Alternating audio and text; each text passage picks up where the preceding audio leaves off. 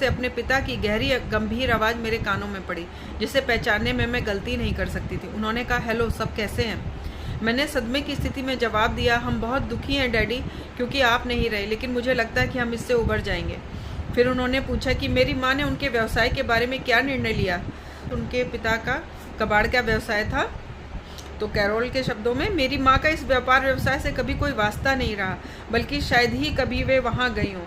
लेकिन दुख की इस घड़ी में वे अपने प्रीतम से जुड़ी किसी भी चीज़ को खुद से अलग करने के लिए तैयार नहीं थी, इसलिए उन्होंने इस व्यवसाय को जारी रखने का प्रयास निश्चय किया था।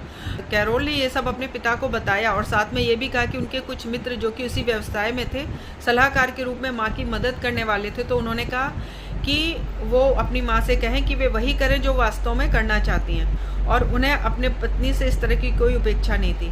फिर उन्होंने कहा कि उन सबसे कहना कि मैं उनसे प्रेम करता हूँ और मैं अच्छा हूँ। अब तुम दोबारा मेरी आवाज़ कभी नहीं सुनोगी।